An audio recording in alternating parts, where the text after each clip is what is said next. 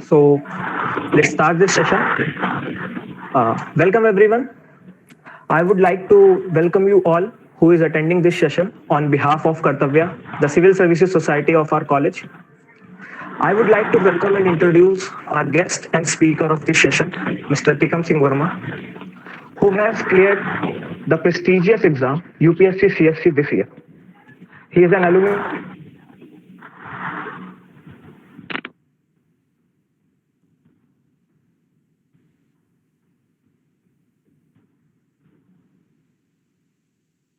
सभी किरोड़ीमल कॉलेज के छात्रों को गौरवान्वित किया है और उनके हृदयों को जोश से ओतप्रोत कर दिया है.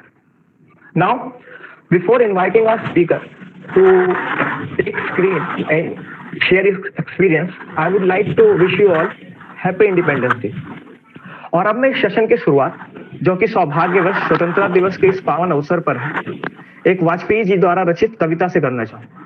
कविता कुछ इस प्रकार है कि दुनिया का इतिहास पूछता, रोम कहाँ यूनान कहाँ, घर घर में शुभ दीप जलाता, वह उन्नत ईरान कहाँ, दीप बुझे पश्चिमी गगन के, व्याप्त हुआ बर्बर अंधियारा, किंतु चीर कर तम की छाती, चमका हिंदुस्तान हमारा, सत सत आघातों को सहकर जीवित हिंदुस्तान हमारा, जग के मस्तक पर रोलीसा, शोभित Hindustan. And now, without taking any more time, I would like to request our guest and speaker, Mr. Tikam Singh Verma, to take on screen and share his experiences with us all. Over to you, sir. Thank you, Vivek. So, hello everyone, and first of all, Happy Independence Day to everyone. और विवेक, जो कविता तुमने पढ़ी है अटल बिहारी वाजपेयी जी की, सभी के पूजनीय हैं और उनका भी एक दो दिन में पुण्यतिथि आने वाला है, तो उनको भी नमन करते हुए आगे बढ़ते हैं. तो मेरा जो थोड़ा सा एक इंट्रोडक्शन में अगर अपना दूं, तो मैंने स्कूलिंग जो है अपनी 10वीं और 12वीं की वो दिल्ली से ही केंद्रीय विद्यालय से की है. After that I enrolled in KMC for geography honours, which I completed in 2017. In 2018, I gave my first attempt at UPSC, but I could not clear prelims. And this was my second attempt, and I was able to secure All India rank 391.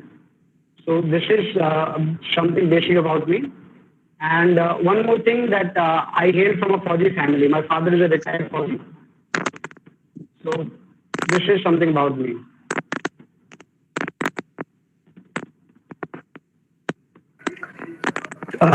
Thank you भैया for sharing experience. पर हम question answer round शुरू करें उससे पहले मैं आपसे जानना चाहूंगा कि आपका किरोड़ीमल कॉलेज में एक्सपीरियंस कैसा रहा था. किरोड़ीमल कॉलेज अपने आप में one of the best colleges है दिल्ली यूनिवर्सिटी का.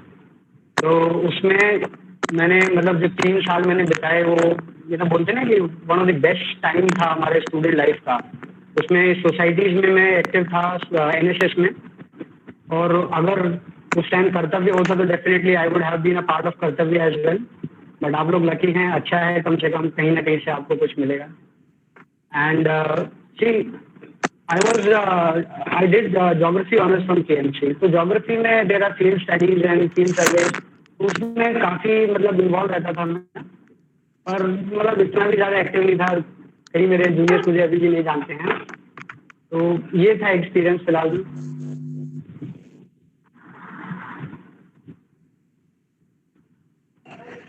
भैया आपने प्रिपरेशन जो थी आपको मतलब KMC में रहते हुए स्टार्ट कर दी थी या ग्रेजुएशन कंप्लीट होने के बाद शुरू की थी? जो प्रिपरेशन थी वो मैंने जब ग्रेजुएशन कंप्लीट हो गई थी, तो जब कंप्लीट हुई थी तो उस टाइम मुझे लग रहा था कि मतलब मैं मास्टर्स के लिए जाऊं या पूरा सिविल्स के लिए लगाऊं. तो उस टाइम पर मुझे लगा कि वुड बी बेटर कि अगर पूरा एनर्जी मैं अपना सिविल्स में लगाऊं, क्योंकि I would not be able to do justice to either of them. तो वही सोच के मैंने फिर 2017 के बाद जब मेरा ग्रेजुएशन खत्म हुआ, तो फिर मैंने कम्प्लीटली अपना सिविल्स में ही टाइम दिया. मैंने कोचिंग की थी मैंने 2017 में, जो कि 8-9 महीने का जो यूजुअल कोर्स होता है वो जनरल स्टडीज का 2018 में कंप्लीट हुई, और उसके बाद मैंने अपना फर्स्ट अटेम्प्ट दिया.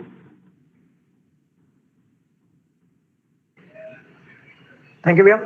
Okay, let's start our question and answers round. So, our first two questions are from Nikita Singh. So, Nikita, please ask your questions.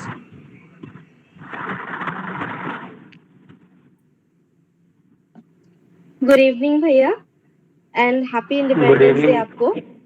Same to you. भैया मेरा फर्स्ट क्वेश्चन ये है कि अभी तो हम जब एग्जाम देंगे तो 2-3 साल बाद हम देंगे, तो आपने अपनी इनिशियल प्रिपरेशन आपने कैसे स्टार्ट करी थी? इनिशियल प्रिपरेशन देखो, शुरुआत में क्या होता है कि हमको ना बेसिक्स, मैं यही बताने वाला था कि अगर आप शुरू कर रहे हैं इस एग्जाम के लिए प्रिपरेशन, तो सबसे पहले जानिए कि मैं किस लिए करना चाहता हूँ, व्हाट इज द रीजन, कि मतलब उससे आपके काफी फायदे होंगे आगे, मतलब अपने आप को कंसिस्टेंसी मेंटेन करने में वगैरह वगैरह वगैरह। उसके बाद जो है, अब मतलब एग्जाम का पैटर्न समझना है। जी और जो बेसिक आपने पूछा कि आपने कैसे शुरुआत की थी, वही पैटर्न समझ के मुझे लगा कि बेसिक्स जो है मुझे अपने स्ट्रॉन्ग करने चाहिए। एनसीईआरटीज वगैरह जो है वही मैंने पढ़ी थी। जी उसके बाद जी जैसे ही मेरा ये एनसीईआरटीज मैंने कोशिश की थी कि कॉलेज के टाइम में ही फिनिश कर लूँ, पर वो हो नहीं पाया। जी तो कॉलेज की लाइफ में शायद आप लोग जैसे मौज मस्ती करते हैं, तो फिर 2017 के बाद जब मेरा ग्रेजुएशन कंप्लीट हुआ, तो उसके बाद मैंने एनसीईआरटी, सबसे पहले एनसीईआरटीज करके अपना बेसिक्स, मतलब एक फाउंडेशन बनाने की कोशिश की। उसके बाद जी फिर मैंने जैसे जैसे वो बेसिक्स किताबें वगैरह हैं वो आ गई थी। अ, अच्छा भैया, आपने एनसीईआरटी स्टार्ट करी थी तो बहुत लोग बोलते हैं कि एनसीईआरटी बहुत इम्पोर्टेंट होता है, तो आपके अकॉर्डिंग टू यू एनसीईआरटीज के हमें बस कंसेप्ट क्लियर रखने चाहिए या फिर हमें उनके नोट्स वगैरह भी प्रिपेयर साइमल्टेनियसली हमें करने चाहिए? देखिए, ये जो एक जो क्वेश्चन पूछा है, ये सबके लिए अलग अलग होगा, इंडिविजुअल टू इंडिविजुअल वेरी करेगा, क्योंकि सबका जी अलग अलग माइंडसेट है। पर मेन चीज क्या है कि आपको कंसेप्ट क्लियर होनी चाहिए। अगर आपके कंसेप्ट क्लियर है तो आप जी जैसे भी है, मतलब मेरे लिए ये था कि मैं एक बार पढ़ लूँ तो फिर मेरे को जरूरत नहीं है एनसीईआरटीज के स्पेसिफिकली नोट बनाने के लिए। तो अगर आप बनाना भी चाहते हैं तो नोट ना बना के उसी में एनसीईआरटीज में जहाँ चैप्टर शुरू होता है उसी के एक बेसिक बुक, एक चैप्टर में जैसे आगे का ऊपर का जो टॉप मोस्ट पोर्शन है काफी खाली रहता है, तो उस चैप्टर का हम्म। एक जो निचोड़ है वो उसी में आप लिख सकते हैं। तो कभी इन केस अगर आपको जरूरत पड़ती है रिवीजन की, तो आप उसी को बार बार मतलब खोल के पढ़ सकते हैं। ये चीज आप कर सकते हैं मतलब। जी थैंक यू।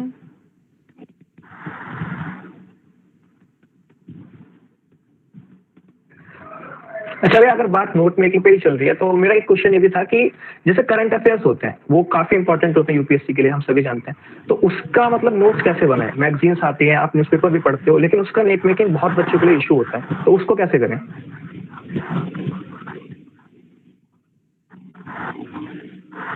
अच्छा, उसके लिए मेरे पास थोड़ा सा एक है, मैंने किया था फर्स्ट अटेम्प्ट में, मैं नोट मेकिंग नहीं कर पाया था, जिसका मुझे लगा कि मेरे फेलियर जो पीटी में मैं फेल हुआ उसका मुझे लगा कि हाँ एक कारण ये भी है कि नोट मेकिंग नहीं हुआ। उसके बाद मुझे एक प्रॉपर का वीडियो मिला, उससे मैंने देखा कि नोट मेकिंग बहुत ज़्यादा इंपॉर्टेंट है इस एग्जाम के लिए, क्योंकि आपके कई सारे हैपनिंग्स मतलब होते रहते हैं, करंट अफेयर्स में चीज़ें आती रहती हैं। अगर आप उनको ढंग से नोट नहीं करेंगे तो उसको रिवाइज भी नहीं कर पाएंगे अल्टीमेटली। तो मैंने क्या किया था कि मैंने ऑनलाइन नोट मेकिंग किया था। जैसे वन नोट है, मैंने वन नोट यूज किया था। उसमें क्या होता है कि आपके पास कंप्यूटर में भी है, पीसी में है, साथ ही में आपके पास मोबाइल में भी है। तो कोई भी चीज़ जब आती थी, मैं जैसे न्यूज़पेपर एडिटोरियल पढ़ता था, तो उसमें से अगर एक दो पॉइंट मुझे लगता था तो वही जीएस की 4 कॉपीज बना ली थी, उसमें सेक्शंस बना लिए थे, फिर ऐसे पेजेस बना लिए थे टॉपिक वाइज। जहाँ भी मुझे लगता था कुछ ऐड ऑन करना है तो मोबाइल में जहाँ भी मैं मतलब करता था और वो अपने आप सिंक हो जाता था। तो ऐसे मैंने नोट्स बनाए और रिवाइज करने में भी काफ़ी आसानी रहती थी। और एक चीज़ और बताना चाहूँगा कि इसमें क्या है कि करंट अफेयर्स की जो मैगजीन्स आती हैं, आपने देखी होंगी विजन की आती है, तो विजन का जो मैगजीन करंट अफेयर मंथली आता है उसमें टॉपिक वाइज दिया हुआ है उन्होंने, मतलब पॉलिटी का सेक्शन अलग देते हैं, वो आईआर का अलग देते हैं, इकोनॉमी का अलग देते हैं, ऐसे ऐसे करके देते हैं। तो मैं क्या करता था, जब भी मेरे पास फर्स्ट मंथली आती थी मैगजीन, तो मैं उसके जो सेक्शन वाइज है उनको पूरा अलग कर देता था। पॉलिटी का अलग निकाल दिया, सिक्योरिटी का अलग निकाल दिया, ऐसे ऐसे करके फिर उनको मैं एक फाइल में पिनअप कर लेता था कि पॉलिटी का मैंने पॉलिटी में डाल दिया, इकोनॉमी का इकोनॉमी में डाल दिया। तो इससे क्या है कि मेरा पीटी पॉइंट ऑफ व्यू से और मेंस पॉइंट ऑफ व्यू से दोनों से मतलब मेरी तैयारी हो रही थी। आपने एक चीज़ और देखी होगी कि विजन अपने पीटी 365 या मेंस 365 भी निकालता है। तो मैंने जो एक्सरसाइज की इससे मेरे दोनों का काम हो गया, मतलब 365 का और मेरा पीटी और मेंस दोनों के लिए हो गया था। मेंस और इंटरव्यू के लिए भी मतलब हो ही गया था इससे। नोट मेकिंग मैंने ऐसे की। नोट मेकिंग का इम्पोर्टेंस बहुत है, सब लोग जानते हैं और करना चाहिए, जरूरी है। थैंक यू भैया, आई एम श्योर कि आपकी जो एडवाइस है हमें नोट मेकिंग में काफी काम आएगी। Okay, now I would like to request Leeladhar to ask his question. Leeladhar. Good evening भैया, I am Leeladhar Good evening, from Leela. BCom programme second year Kirorimal college. So my question is, जैसे कि मैं एक कॉमर्स स्टूडेंट हूँ, तो मतलब मेरे को टाइम मैनेजमेंट करने का एक बड़ा इशू होता है, जैसे कॉलेज को भी, सोसाइटीज को भी और इसको भी साइमल्टेनियसली मैनेज करना। और टाइम मैनेजमेंट का एक इशू रहता है, और कितना आवर्स हमको एक सब्जेक्ट के लिए डिवोट करना है, ये भी एक मतलब मेरा क्वेश्चन था। तो टाइम मैनेजमेंट की जो बात है आपकी, देखो कॉलेज लाइफ में ना कोशिश करो कि कॉलेज लाइफ को पूरा का पूरा आप एंजॉय करो, क्योंकि कॉलेज लाइफ में ऐसी चीजें होती हैं जो आपको आगे कभी नहीं मिलेंगी। उससे आपकी पर्सनैलिटी भी डेवलप होगी बहुत ज्यादा, तो उस चीज को ध्यान रखना। बाकी आप टाइम जो है, आप सिविल्स की अगर अभी से तैयारी करना चाहते हैं तो क्या है, आप बेसिक जो किताबें हैं, एनसीईआरटीज हुई या और कोई चीजें, करंट अफेयर्स आप छोड़ सकते हैं। करंट अफेयर्स आपका कभी आप 2 साल बाद देंगे जब तक करंट अफेयर्स नया आ जाएगा। पर जो बेसिक्स हैं जैसे एनसीईआरटीज हो गई या कंसेप्ट हो गए, टाइम निकाल के वो जो जितना मिनिमम आपको मिलता है उतना टाइम निकाल के करें। और ग्रुप्स बनाने, जैसे आपके तो ऑलरेडी सोसाइटी है ही, तो उसके साथ डिस्कशन करने की कोई बेसिक्स आप मतलब रिवीजन का आप बना लेते ना छोटा सा ग्रुप में। अब मेरे साथ मैं क्या करता था कि मेरे सामने जो पढ़ता था, मेरे सामने जो मिलता था मुझे, मैं कोशिश करता था उनको कुछ समझाने की। कोई कंसेप्ट ऐसा जो मैंने कल पढ़ा हो, जो मुझे लगता हो डिफिकल्ट हो, उनको कोशिश करता था कि वो किसी ना किसी को समझा दूं ताकि वो मेरा स्ट्रांग हो जाए। तो थोड़ा बहुत टाइम निकाल कर मैं बेसिक्स कवर कीजिए। करंट अफेयर्स वगैरह अभी के लिए फिलहाल छोड़ दीजिए, जब टाइम आएगा ना एग्जाम, आप जिस दिन बैठेंगे उससे 1 साल पहले के करंट्स हो जाएंगे, तो ये काम कर सकते हैं। थैंक यू भैया। Okay, now I would like to request Ambika to ask her question. Ambika?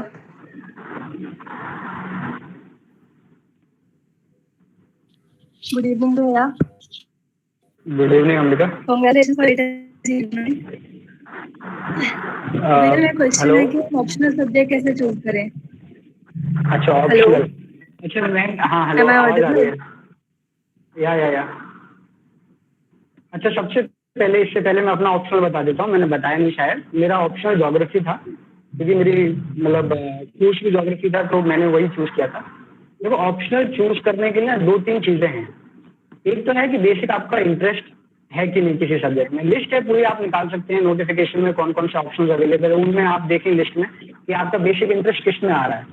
क्योंकि इसकी जो पढ़ाई करनी पड़ेगी ऑप्शनल की, वो इक्विवेलेंट है किसी भी बैचलर्स या मतलब ऑनर्स कोर्स के, तो काफी मतलब अपने आप को उसमें लगा के रखना पड़ता है। आवाज आ रही है क्या मेरी? Yes, भैया। Yes, भैया.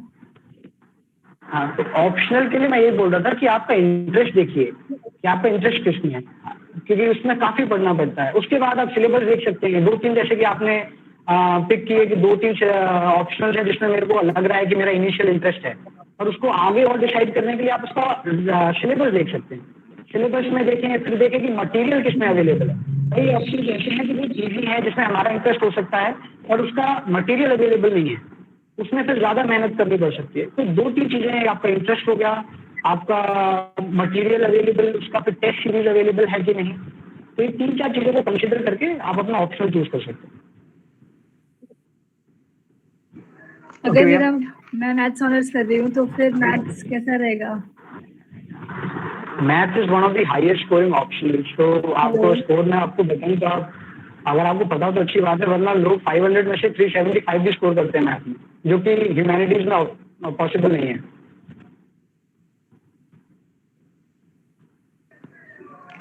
Okay. Optional makes a lot of difference in the overall. Okay भैया, नेक्स्ट क्वेश्चन जो है वो रश्मि ठाकुर के हैं। रश्मि ठाकुर जो है हमारी एग्जीक्यूटिव मेंबर हैं, बट क्योंकि वो J&K से हैं तो उनके पास 2G है फिलहाल, तो अपने क्वेश्चंस पूछ नहीं पाएंगे, तो मैं उनके बिहाफ पे पूछ रहा हूँ। तो उनका पहला क्वेश्चन है कि how important role a coaching place during civil services preparation?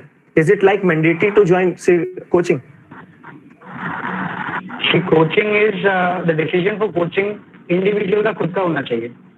मैंने कोचिंग ली थी क्योंकि मुझे इकोनॉमिक्स के जो कंसेप्ट हैं वो मुझे समझ में नहीं आते थे, साथ ही साथ मुझे मेंस की आंसर राइटिंग की प्रैक्टिस करनी थी। अगर आप ये सब चीजें कर सकते हैं, आप, क्योंकि जनरल स्टडीज अपने आप में जनरल है, उसमें ज्यादा समझने का है नहीं। अगर आपको किसी एक पर्टिकुलर सब्जेक्ट में लगता है कि मुझे हेल्प चाहिए, तो उस केस में आपको ज्वाइन करना चाहिए, रिकमेंड करूंगा। अगर नहीं है ऐसा तो self study is the best, क्योंकि कोचिंग के साथ काफी चीजें होती हैं, आप रिविजन को कंटिन्यू नहीं कर पाते हैं कई केस में, तो वो आपकी प्रिपरेशन को पूरा ओवरऑल हैम्पर करता है। जहां लगता है आपको मदद की चाहिए, जरूरत है, आप कर सकते हैं, ऐसा कुछ नहीं, मैंडेटरी नहीं है। ओके भैया, अच्छा बात कोचिंग पे चल रही है तो मेरा एक क्वेश्चन ये भी है कि कोचिंग का सिलेक्शन कैसे करें, क्योंकि देखिए जब हम मतलब ग्रेजुएशन में जाते हैं तो हम देखते हैं हमारे आसपास बंदे कोचिंग ज्वाइन कर रहे हैं तो ऑप्शंस बहुत सारे आ जाते हैं और हमें पता चलता है कि कहीं जीएस अच्छा है, कहीं मतलब ऑप्शनल तैयारी अच्छी कराता है कोई कोचिंग, तो ऐसे में कोचिंग की ज्वाइनिंग, कोचिंग का सिलेक्शन कैसे करें? मैं पहले अपना एग्जांपल दे देता हूँ, मैंने कैसे ज्वाइन की थी, क्यों कैसे चूज की थी। उस टाइम पर वाजीराम का काफी अभी भी क्रेज चलता है उसका, वाजीराम सब लोग बोलते हैं कि, तो मुझे एक ऐसा कोचिंग चाहिए था जो कि जिसका साइज जो है ना हर बैच का वो कम से कम रहे, जिससे आप डाउट्स क्लियर कर सकें, डाउट्स पूछ सकें क्लास में। तो मेन ऑब्जेक्टिव वही था कि अपना कंसेप्ट क्लियर करना। वाजीराम का मुझे लगा कि ज्यादा था, तो ऐसे ही आपके मतलब अपने मेन जो ऑब्जेक्टिव है ना कि मेरे को क्या चाहिए किसी कोचिंग से, वो चीज आप देखें। एक आध कोचिंग में घूमे भी, मतलब कोई आपका फ्रेंड ले रहा है तो जरूरी नहीं कि मैं भी उससे लूँ, टॉपर्स निकल रहे हैं तो जरूरी नहीं कि मैं भी उससे लूँ। वही है कि कंसेप्ट क्लियर करने वाले हैं तो आप ले सकते हैं। कोचिंग का फिलहाल यही है कि आप कैसे में ये ऑप्शनल का है कि ऑप्शनल का मतलब आप मतलब जो वाजीराम या किसी का भी आप कह रहे हैं, ऑप्शनल आप जनरली कोचिंग मतलब देते हैं तो ऑप्शनल के लिए ही देते हैं। तो चाहते हैं तो अलग अलग कर सकते हैं, नहीं चाहें तो जैसा आपको सही लगे वैसे कर सकते हैं। अच्छा भैया, ये विनायक भैया का क्वेश्चन आया है कि व्हाट अबाउट ऑनलाइन क्लासेस, मतलब ऑनलाइन जो कोचिंग प्रोवाइड कराते हैं उनके बारे में आपका मतलब क्या कहना है? सर जैसे सर जैसे इन दिनों कोविड का टाइम चल रहा है सर, तो ज्यादातर ऑनलाइन कोचिंग ही मतलब सारे लोग कर सकते हैं ज्यादातर। तो यही सर था कि क्या ये सस्टेन करना सही है कि हम लोग वेट करें कि प्रैक्टिकल कोचिंग लेने के लिए? देखिए, अगर आपके पास टाइम है तो अलग बात है, पर अगर आप इसी साल या नेक्स्ट साल के लिए प्रिपेयर कर रहे हैं और आपको चाहिए कि मतलब हेल्प चाहिए किसी की, तो कोचिंग ऑनलाइन कोचिंग को भी आप कर सकते हैं। पर दो तीन चीज़ें उसमें होती हैं ऑनलाइन कोचिंग में कि हम ना अपने आप को कंटिन्यू मतलब नहीं रख पाते। जैसे आपकी क्लासेस चल रही है उसमें वो ऑप्शंस और दे देते हैं। सबसे बड़ी बात तो है कि ऑप्शन दे देंगे दो तीन की, आप रिकॉर्ड करके कभी भी चला लें। तो ये जो ऑप्शन है ये आदमी के माइंडसेट के साथ खेलता है और कभी आदमी उसको रिकॉर्ड करके दोबारा चला नहीं पाता है। वही है कि अगर आप अपनी कंटिन्यूटी मेंटेन कर सकते हैं, उसको रेगुलर, मतलब मैं कहूँगा कि अगर ऑनलाइन क्लास आ रही है तो कोशिश करें कि उसको उसी टाइम करें, उसको रिकॉर्ड करके दोबारा देखने का कोई मतलब नहीं है। ठीक है, तो ऑनलाइन भाई अब ऐसे टाइम में, कोरोना के टाइम में, तो जो मिल रहा है वो करो फिलहाल। थैंक यू भैया। अच्छा, अगला क्वेश्चन रश्मि का ये था कि मतलब जैसे ग्रेजुएशन खत्म होती तो क्या ग्रेजुएशन खत्म होते ही मुझे कोई और काम करने लग जाना चाहिए या यूपीएससी को मतलब पूरा टाइम यूपीएससी को ही देना चाहिए? अच्छा, ये जो चीज़ है ये भी इंडिविजुअल स्पेसिफिक है। सबसे पहले मैंने बताया था कि आपको सिविल्स करनी है, ये आपके पास से कोई कारण होना चाहिए। मैं आपको ये बता रहा हूँ कि सबसे पहले आप अपने आप को झांकें, क्या मैं क्यों ज्वाइन करना चाहता हूँ सिविल सर्विसेज। अगर आपके पास वो कारण है, आपके पास उसका जवाब है, तो आपको कोई ये जो आ रही है ना दिक्कतें समझने में, सोचने में कि मैं क्या करूँ। मेरे पास भी ये था कि बैचलर्स करने के बाद मुझे लगा था कि मुझे मास्टर्स करना चाहिए या मैं इसके लिए करूँ। तो मुझे लगा यार मास्टर्स एक बेसिक क्वालिफिकेशन जो सिविल्स ने मांगी है वो बैचलर्स है, जो मेरी हो गई। फिर मैं मास्टर्स करके करूंगा भी क्या, अगर टाइम मिलेगा जरूरत पड़ेगी तो मैं बाद में कर लूँगा, मेरा ये था। पर कई लोगों का होता है कि वो अनश्योर होते हैं, मतलब बैचलर्स करने के बाद भी एक वाला अनसर्टेनिटी रहती है कुछ। तो उस केस में मैं बोलूँगा कि एक बैकअप पल्ला बनाकर चलना चाहिए। कि कम से कम ये होता है कि कई लोग ना 2, 3, 4 अटेम्प्ट देने के बाद रियलाइज करते हैं कि यार हमने बैचलर्स करने के बाद कुछ कर लिया होता तो हम लोगों को ठीक रहता। तो वो चीज़ है कि अगर आप अनसर्टेन हैं तो आप कुछ और कर सकते हैं। अगर अनसर्टेन नहीं है, कंप्लीटली अगर मतलब डिसाइड कर लिया है कि सिविल्स के लिए ही जाना है, तो फिर आप सिविल्स में लग सकते हैं पूरी तरीके से। अच्छा भैया, जैसे आप मास्टर्स की बात कर रहे थे तो एक क्वेश्चन रश्मि का ये भी था कि जैसे बहुत बच्चे सोचते हैं कि पहले हम पीजी कर लें फिर अटेम्प्ट कर लें, तो क्या ये बहुत लेट नहीं हो जाएगा कि मतलब आप पहले पीजी कर रहे हो फिर अटेम्प्ट कर रहे हो? पीजी करने का मतलब 23-24 की आपकी एज हो जाती है, तो क्या ये यूपीएससी करने पहला अटेम्प्ट देने के लिए कोई लेट एज नहीं हो जाएगी? तो पीजी का जो इशू है वो 2 साल का होता है। अगर आप करते भी हैं 3 साल के बाद तो ज़्यादा नहीं होता है, क्योंकि जैसे अपना केस लेके बताऊं तो पहले साल में तो मैं एलिजिबल ही नहीं था। तो अब तक जब ये आज रिजल्ट आया है, अगर मैं करता तो मेरा पीजी ऑलरेडी कंप्लीट हो चुका होता 2019 में ही। तो ये वाली जो है, पर मैं वही कह रहा हूँ, फिर से बोल रहा हूँ कि अगर आपको डाउट है, अनसर्टेन हो, तो आप पीजी जरूर करें, क्योंकि आपके पास एक बैकअप रहेगा कम से कम एकेडमिक्स में जाने का। बाकी फिर बाद में लोगों को मैंने देखा है, मेरे कई फ्रेंड्स भी ऐसे हैं जो कि पछताते हैं कि यार हमने कर लिया होता तो ठीक रहता। ठीक है, तो ये चीज़ है। Thank you. अच्छा, now I would like to request Roshan to ask his question. Roshan? Yes, Hello, Via. First of all, Hello. Happy Independence Day. Hello, Via. Happy Independence Day, first of all, and I would like to congratulate you for securing this rank in this prestigious examination. So, my question was, जैसे, hello, Via, am I audible? हाँ हाँ बोलो। So, कई लोगों का ये होता है कि ग्रेजुएशन के बाद ही अपना अटेम्प्ट दे देते हैं, और कई लोगों का ये होता है कि हम पहले एक सिक्योर जॉब ले लें, थोड़ा एक्सपीरियंस ले लें कोऑपरेटिव सेक्टर्स का या किसी भी अदर एक्सपीरियंस ले लें और उसके बाद करें। तो मेरा क्वेश्चन ये था कि हम किसी कैंपस प्लेसमेंट इंटरव्यू में या किसी और इंटरव्यू में बैठते हैं और वहाँ पर यदि पूछा जाता है तो हमें is it required for us to say that we are a civil aspirant, or we have to just what they are asking we should go, or should we required to say that we are civil services aspirant? इसमें जो experience की बात कर रहे हैं, इसमें interview में मैंने अभी मेरे मार्क्स आउट नहीं है तो मैं इसके बारे में एग्जैक्टली नहीं बता पाऊंगा कि क्या होता है, पर जितना मैंने प्रीवियस टॉपर से जितने इंटरव्यूज मतलब जो हाईएस्ट स्कोरर्स रहे हैं या कई सिविल सर्वेंट से मेरी बात हुई है, सीनियर IAS IPS ऑफिसर से बात हुई, तो उन्होंने मुझे बताया कि आपका जो कॉन्फिडेंस लेवल है, आपकी एक मेच्योरिटी है, वो चीज़ें हैं जो मैटर करती है इंटरव्यू में। ये मैटर नहीं करता कि आपका कुछ एक्सपीरियंस है नहीं है। मैंने ऐसे लोग भी देखे हैं जो बहुत ज़्यादा एक्सपीरियंस के साथ आते हैं, उनको भी मतलब 4 इंटरव्यू दे लिए पर फाइनल सिलेक्शन नहीं होता। और ऐसे भी देखे बिल्कुल जो नौसिखिए बोलते हैं ना हम हिंदी में कि कुछ नहीं आता है, छोटा सा बच्चे के फेस लेके चले गए, बस एक कॉन्फिडेंस एक एप्टीट्यूड है सिविल सर्विसेज के लिए, उसको देख के उनको काफ़ी मार्क्स मिल जाते हैं। तो ये जो मैं आपने बोला कि एक्सपीरियंस लेना चाहिए या नहीं लेना चाहिए, जॉब करना चाहिए या नहीं करना चाहिए, ये इंडिविजुअल अपना ना डिसीजन खुद लेना है। क्या है कि अगर मेरा फॉर इंस्टेंस अगर मेरा फैमिली बैकग्राउंड इतना नहीं है, सपोर्ट नहीं कर पा रहे मुझे फाइनेंशियली, तो ये जॉब करना बनता है कि हम कब तक उन पर डिपेंडेंट रहेंगे। ठीक है, बाकी ये डिसीजन अगर आपका चल रहा है उसी फ्लो में है, क्योंकि जॉब करने के बाद अपनी मेंटेन जो पढ़ाई की जो कंटिन्यूटी है, जितना हम पढ़ रहे हैं आज ग्रेजुएशन के टाइम में, उसको दोबारा से उतना ही टाइम लेके आना बहुत ज़्यादा मुश्किल हो जाता है। तो मैं तो बोलूँगा कि जितना आप जल्दी डिसाइड कर लें कि क्या करना है, उस पर आपको तो मतलब बोलते हैं ना, जी तोड़ के सब लग ही जाए। अच्छा भैया, जैसे yes Roshan, ask a question. तो जैसे आपने कहा था अभी नोट मेकिंग के पीछे बात चल रही थी, तो आपने कहा कि मैं जो नोट्स था वो ऑनलाइन प्रिपेयर करता था, तो उसमें आपको मेंस लिखने में या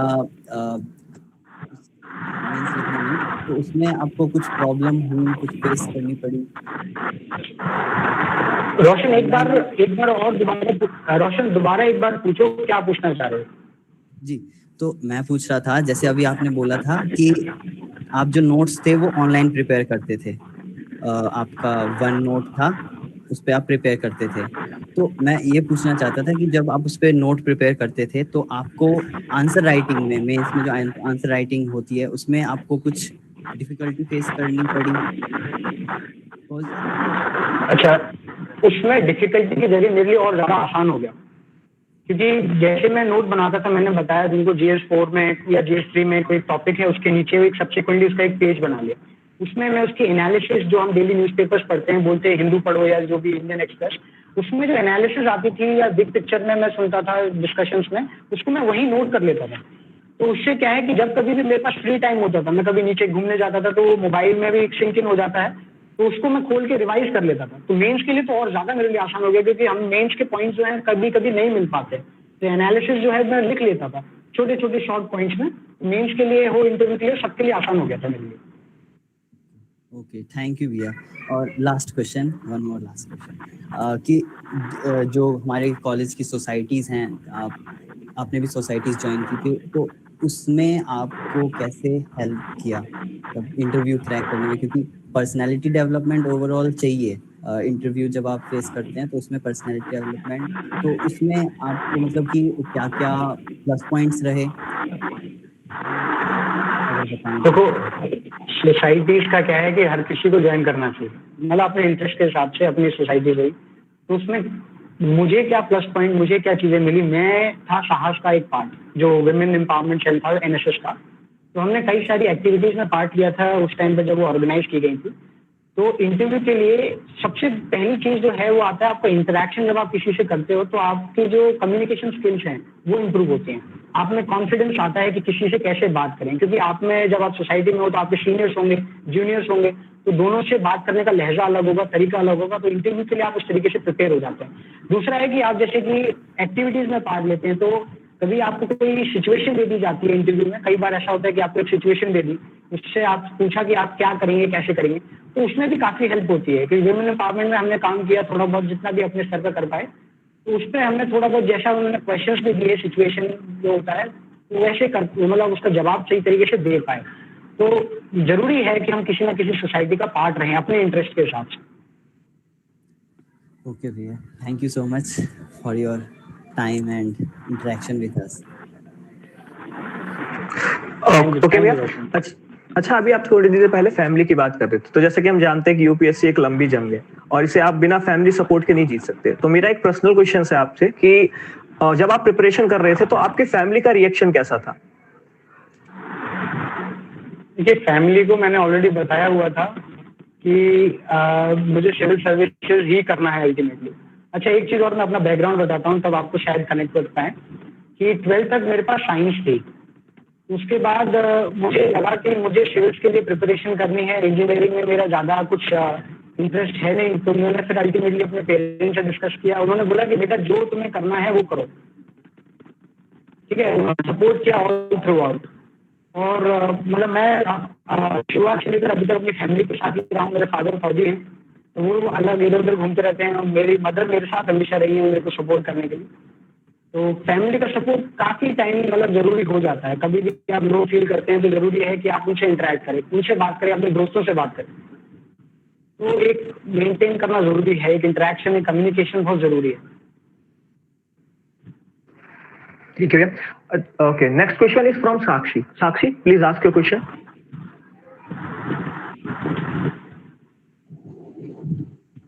Hello, greetings, sir. Thank you. And congratulations for making to UPSC. You know, your simplicity is as remarkable as your feat. And, you know, it feels quite comfortable that I'm talking to a person of your stature. I wanted to ask, you said about कि हम notes online बना लेंगे, OneNote पे बना लेंगे. And I happen to be not sort of tech savvy.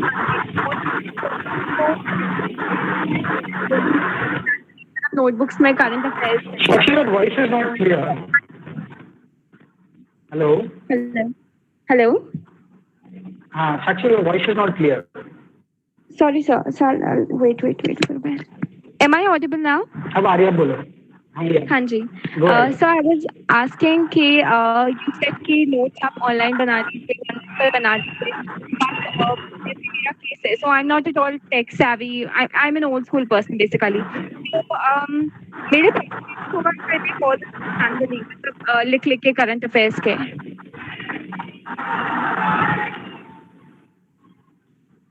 मैं question समझ नहीं पा रहा हूँ साक्षी, और वॉइस इज वाइब्रेटिंग लास्ट में क्या है? भैया please mute yourself while Sakshi is speaking. Sakshi, now ask your question, please. Okay.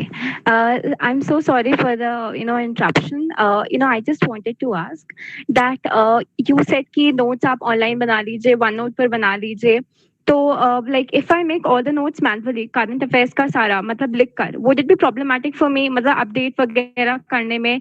And also you said OneNote पे बना लीजिए, तो मतलब मुझे तो इतना भी मतलब OneNote it's like लैपटॉप वगैरह पे बनाना है कि फोन पे बनाने से काम हो जाएगा? इसका जो है, देखो OneNote का बताता हूँ, फिर आपका वो जो उसका बात करेंगे। OneNote में क्या है कि आप किसी पे भी कर सकते हैं, मोबाइल पे भी कर सकते हैं। जब आप कहीं और हैं, आप लैपटॉप रखा है तो आप लैपटॉप पे बना सकते हैं, वो ऑटोमेटिकली क्लाउड पे सेव हो जाएगा। बाकी फिर वो आपके डिवाइसेस में सिंक हो जाएगा। और जहाँ तक रहे कि आप टेक सेवी नहीं है, टेक्नोलॉजी थोड़ा बहुत नहीं कर पाते, तो उसमें क्या है कि एक ऑप्शन और है कि मतलब आप ना A4 शीट्स लेकर GS की अलग अलग फाइल्स बना सकते हैं। टॉपिक वाइज आपको जो भी टॉपिक आता है उसको ऐड ऑन कर सकते हैं। बाकी जैसे मंथली करंट अफेयर्स आते हैं, इसका जो इम्पोर्टेंट यहाँ क्या है कि हमको डुप्लिसिटी से बचना है। डुप्लिसिटी कहाँ होती है कि हमने ना current affairs, monthly current affairs में वही टॉपिक पढ़ लिया, पूरा का पूरा कॉम्प्रिहेंसिवली प्रिपेयर कर लिया, फिर बाद में हम जब उसको डेली जब न्यूज़पेपर पढ़ते हैं, डिस्कशन सुनते हैं, वो भी आ गया, तो उसको फिर हमारी डुप्लिसिटी से बचने के लिए इसीलिए मैंने बताया था कि ऑनलाइन। बाकी आप ऑफलाइन भी कर सकते हैं इस चीज़ को, कि जैसे आपने पॉलिटी का मैंने आपको बताया था ना कि सेक्शन आपने अलग अलग कर लिया सारा मंथली, उसी पॉलिटी के सेक्शन में आपका अगर पॉलिटी का कुछ आता है तो A4 शीट्स में आप उसको नोट करके वो वहाँ आप अटैच करें तो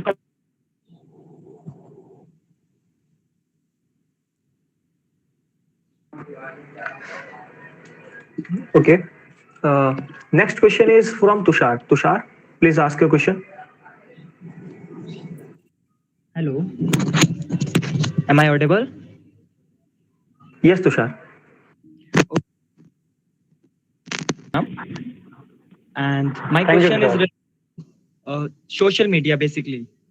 कि सोशल मीडिया हमें कैसे डिस्ट्रैक्ट करता है। लाइक अभी हम कॉलेज में हैं और हम प्रिपेयर करना चाहते हैं, लेकिन मोस्ट ऑफ द टाइम कि सोशल मीडिया हमें डिस्ट्रैक्ट कर देता है काफी टाइम, और हमारे मन में भी कुछ डिस्ट्रैक्शन आ जाते हैं। कोई वीडियो देख लेते हैं कि अब हो पाएगा कि नहीं, इन्होंने 6 अटेम्प्ट में करा है और हम तो इतने टॉपर भी नहीं है, ये अपने पूरी लाइफ में टॉपर रहे हैं, 12th में टॉप किया है। इस तरीके से भैया मेरे कुछ क्वेश्चन है। Thank you.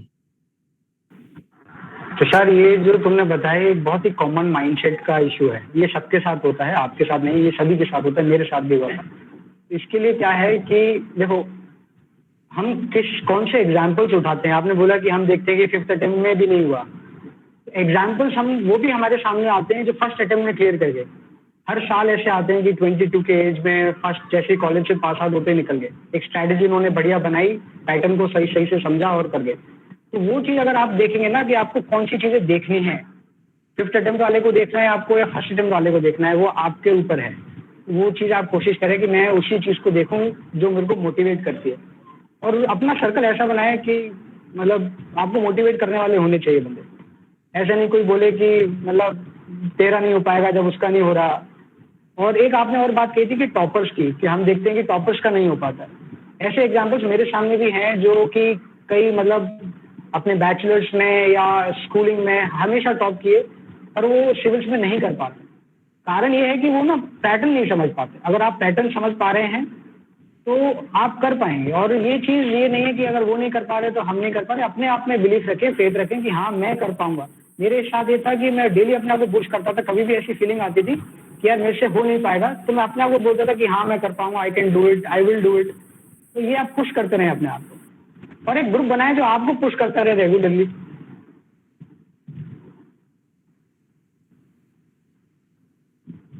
थैंक यू भैया।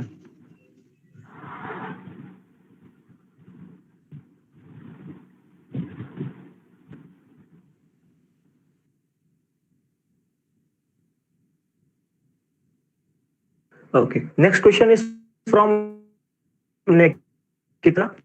Nikita, please ask your question. Alright, तो हम कुछ देर पहले कोचिंग की बात कर रहे थे, ऑनलाइन कोचिंग की बात। तो मेरा क्वेश्चन ये था कि कुछ स्टूडेंट्स होते हैं जो अपने 2nd ईयर या फिर 3rd ईयर में ही कोचिंग ज्वाइन कर लेते हैं। कुछ होते हैं अपने ग्रेजुएशन के बाद कोचिंग करना शुरू करते हैं। तो like should we continue with our college studies और साइड बाय साइड हम कोचिंग भी करें, वैसा ठीक होता है, या फिर डायरेक्टली ग्रेजुएशन के बाद if we want to join हम वैसा कर सकते हैं? कोचिंग का जो मेन जो मतलब जनरल स्टडीज का अगर आप लेते हैं कोचिंग, तो जनरल स्टडीज में आपको बेसिक्स कराते हैं, साथ ही साथ कई कोचिंग करंट को भी कवर करते हैं। मतलब उस साल उस टाइम पे जो करंट्स हो रहे हैं तो वो उस टाइम के करंट को भी करते हैं। तो एक जो डिसएडवांटेज है पहले कोचिंग करने का, वो डिसएडवांटेज रहता है कि आप जो करंट कर रहे हैं वहाँ जो आप टाइम इन्वेस्ट कर रहे हैं, उससे एक तो आपके कॉलेज की स्टडीज, कॉलेज का जो पूरा लाइफ है वो इफेक्ट होता है। दूसरा जो करंट है वो आपका आने वाले जो 1-2 साल में जो आप प्लान कर रहे हैं वहाँ नहीं हो पाता है प्रॉपर तरीके से।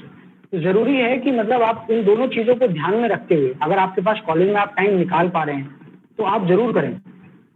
पर अगर नहीं निकाल पा रहे हैं तो बेसिक्स अपने जो है एनसीईआरटीज को, अभी ये जो कर्तव्य सोसाइटी है, मैं तो सुन के मेरे को तो बाद में पता चला, बात हुई जब विनायक से, तो उन्होंने बताया कि हमने सर सिविल सर्विसेज के लिए एक सोसाइटी बनाई। तो ऐसी सोसाइटी में तो और बेहतर है कि आप एक दूसरे की मदद कर सकते हैं, कोई कंसेप्ट समझने में, कोई इकोनॉमिक्स से होगा, कोई कॉमर्स से होगा, तो किसी को जिसको इकोनॉमिक्स नहीं समझ में आती है वो एक दूसरे को हेल्प आउट करके बहुत बेस्ट पॉसिबल, मतलब आप लोगों के पास अपॉर्चुनिटी है कि आप एक मतलब उसको वो कर सकते हैं। कोचिंग की बात है वो इंडिविजुअल डिसीजन है, मैं बोलूंगा आप अपने आप को सबसे पहले अपने वीकनेसेस जो है ना, स्ट्रेंथ और वीकनेसेस, उनको देखें, उसके बाद अपने आप एक खुद का डिसीजन है, किसी की ना सुने, मेरी भी मत सुनना please. Thank you. Okay, Vijay.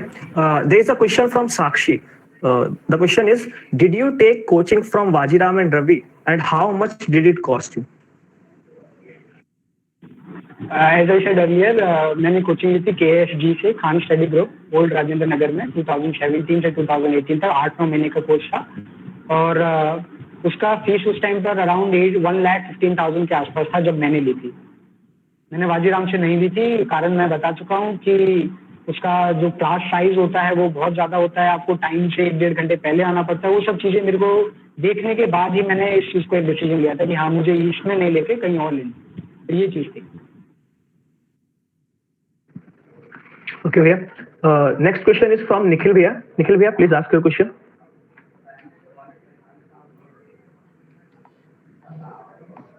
Hello, Nikhil Bhaiya. and then to all of you. And first of all, congratulations to you as well for clearing the UPSC Civil Services examination. So, sir, I want to subject. So, my questions are like that. When we study for general studies, there are certain subjects which are a little bit technical in nature, and they require a different technical approach to study them.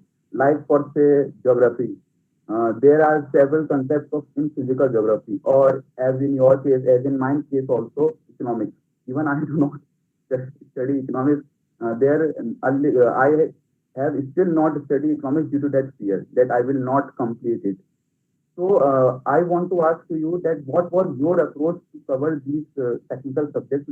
I want to ask that what was your sources and what was your strategy to complete these kind of technical subjects apart from normal basic general studies subjects like for say geography and economics?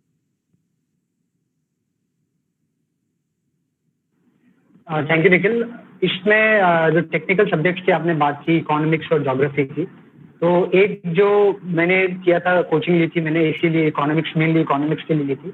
अगर आप वो नहीं करना चाहते तो आपको काफ़ी online resources available हैं जो कि आपको कंसेप्ट बहुत क्लियरली और मतलब एकदम उस हिसाब से समझाएंगे कि आप लंबे टाइम तक उसको रिटेन कर पाएं। वीडियोस जैसे कि क्या है कि फिजिकल ज्योग्राफी के जो हैं, एक तो बेसिक किताबें उनको पढ़िए, और जो आपको टॉपिक नहीं समझ में आता है उसको आप यूट्यूब पे डाल दीजिए, दिस पर्टिकुलर टॉपिक एक्सप्लेन करके, जैसे फिजिकल लैंड फॉर्म से एक्सप्लेन करके आप डाल देंगे तो आपको एनिमेटेड वीडियोस भी मिल जाएंगे जो कि आपकी अंडरस्टैंडिंग को बहुत तरीके से, अच्छी तरीके से आपको समझा पाएंगे। और जहाँ तक रही इकोनॉमिक्स की बात, इकोनॉमिक्स में अगर आप कोचिंग नहीं ले रहे हैं, कोचिंग ले रहे हैं तो कोचिंग में आपको बता देते हैं, अगर नहीं ले पा रहे हैं तो उसके लिए भी ऑनलाइन रिसोर्सेज अवेलेबल हैं। वीडियोस स्पेसिफिकली मैं बात कर रहा हूँ, कुछ इजी मतलब नोट्स वो मिल जाते हैं, वो अलग बात है। और वीडियोस जैसे मृणाल के वीडियोस हैं, मृणाल की इकोनॉमिक्स के वीडियोस, वो आपको काफ़ी हेल्प करेंगे बेसिक चीज़ें समझने में। उनका जो लैंग्वेज है वो भी बहुत ईजी है, बाइलैंग्वेज बात करते हैं, समझाने के टाइम पे करंट वगैरह उसको अच्छी तरीके से समझाते हैं। सेम चीज़ आप इकोनॉमिक्स में भी कर सकते हैं। जैसे आपको कोई टॉपिक आया मॉनेटरी पॉलिसी से रिलेटेड बाई चांस, या कोई और एक स्पेसिफिक आपको टॉपिक मिलता है जो आपको नहीं समझ में आता है, आपने कोशिश की नहीं समझने की, नहीं समझ पाए, उसके लिए भी आप उसको आप डालेंगे ना, तो आजकल इतना बढ़िया मॉनेटरी वो एनिमेटेड बना रहे हैं वीडियोस, जिससे आप समझ सकते हैं। तो और अपना डिस्कशन वगैरह करिए। कर्तव्य ने इतना बढ़िया प्लेटफॉर्म दिया है, इकोनॉमिक्स वाले को पकड़ो, उससे बोलो समझा भाई, जब तक मत छोड़ना जब तक वो समझाए नहीं। Sure, sir. Sir, would you like to recommend some online sources for geography? Like I heard about Mrunal. Apart from economic videos, I also heard about Mrunal geography videos or CMS IES videos. So, would you like to recommend some online YouTube channels or online resources for geography? See, for geography, if you are asking for print written material, so I would not recommend written material from any source other than the NCERTs. See, NCERTs both 11th and 12th, two NCERTs, वो बहुत मतलब more than sufficient है। बस ये है कि online में बाकी इसलिए बता रहा था कि there are some concepts which are difficult to understand, उनको अंडरस्टैंडिंग के लिए आप जा सकते हैं। अगर आप मतलब जैसे PMF IAS का आपने बात की, इसका मटेरियल ज्योग्राफी के लिए वेल रिनाउंड है, पर मेन इशू यहाँ ये आता है कि आप जब उसको अगर पढ़ते हैं तो पढ़ने के बाद क्या है कि आपकी डुप्लिसिटी बहुत हो जाती है। ज्योग्राफी के NCERT में आपने वही चीज पढ़ा, वही चीज आप फिर उसको मटेरियल में पढ़ो, तो उसकी डुप्लिसिटी को बचने के लिए जितनी बार आप उसको एक बार इधर पढ़ रहे हो, एक बार उधर पढ़ रहे हो, उसी को आप 2 बार NCERT को पढ़ लोगे तो काफी आपको हेल्प करेगा रिटेन करने में, उसको समझने में। अंडरस्टैंडिंग के लिए मैं रिकमेंड करूंगा कि करो। बाकी मतलब एक टॉपिक जो है उसका मतलब होता है ना कि आप NCERT में एक टॉपिक एक पर्टिकुलर वो बहुत कम समझा है, तो उसके लिए आप पढ़ सकते हैं, पर पूरा का पूरा एज इट इज आप सब्स्टिट्यूट मत करना। Sir, last question there is, as revision plays a very important role in UPSC preparation. So I want to ask, what was your revision strategy, both from prelims and mains perspective, but especially from mains perspective, because in mains we have to write so much. And how did you optimally use your 3-month period between prelims and mains? Because that's the period which decides whether you enter in the examination or not. That is where often toppers say that the period between prelims and mains proves to be very crucial in nature, because you have to optimally use that period. So how did you optimally use that period between prelims and mains? जहाँ तक revision की बात की, revision भाई बहुत ज्यादा important. Revision बोलते ना कि एकदम बिल्कुल पिलर है पूरे इस प्रिपरेशन का, तो रिवीजन जितना हो सके उतना करना चाहिए। एक आइडियल स्ट्रैटेजी बताता हूँ, वो मैंने फॉलो नहीं की, कोशिश की मैंने उसको फॉलो करने की, कि आप डेली ना एक स्लॉट जब आप सोने जाते हैं या मॉर्निंग में उठते हैं तो उस स्लॉट को आप रिवीजन के लिए रख सकते हैं, कि जैसे कि मैं जो भी कर रहा हूँ उसको रिवाइज कर लूँ। फिर एक वीक के एंड में और एक मंथ के एंड में आप एक डे फिक्स कर सकते हैं कि जो मैंने इस वीक में वो पढ़ा उसको मैं मतलब रिवाइज करना है। और रिवीजन मतलब मैंने ऐसे किया था, जैसे मैंने नोट का आपको बताया, मैं बहुत ज्यादा एक कमरे में बैठ के नहीं रह सकता, खेलने जाता था, टाइम वहाँ फ्री होता था तो मोबाइल लेके जाता था, वन नोट का वहाँ में रिवाइज करता था, वो चीज़ है। और मेंस और प्रीलिम्स के बीच का जो आपने टाइम बताया वो बहुत ज्यादा क्रूशियल है। नोट बनाने से क्या होता है कि आपके पास कंसाइज मटेरियल अवेलेबल है जिसको आप पढ़ सकते हो। अब आपके पास वो नहीं है कि आप मतलब इतना स्कैटर्ड मटेरियल नहीं है, आपने ऑलरेडी उसको कंसाइज करके रखा हुआ, तो आप उसको उस टाइम में बहुत अच्छे तरीके से पढ़ सकते हैं। और जैसे आपका प्रीलिम्स और मेंस का टाइम आता है, वो आपके जो स्टडी आवर्स हैं वो भी बढ़ जाते हैं, ऑटोमेटिकली बढ़ जाते हैं। उस टाइम में आप वो कर सकते हैं। और प्रैक्टिस बहुत ज़्यादा इंपॉर्टेंट है। आप जितना जैसा है, आप प्रीलिम्स की तैयारी कर रहे हैं तो प्रीलिम्स के नोट्स लगाने बहुत जरूरी है, वैसे मेंस के कर रहे हैं तो आंसर राइटिंग की बहुत ज़्यादा जरूरत है, क्योंकि आंसर राइटिंग में बहुत टाइम लगता है, मतलब कंप्लीट करने में दिक्कत आती है। तो प्रैक्टिस भी उसके साथ साथ चलनी चाहिए। तो उस टाइम में मैंने प्रैक्टिस की थी, काफ़ी प्रैक्टिस की थी।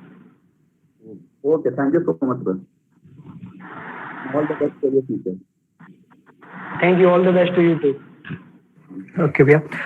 Time is running very fast, so we will only take a few more questions. Next question is from Hardik Bhaiya. Hardik Bhaiya, please ask your question. Good evening, Bhaiya. I just wanted to ask, I have 2 questions.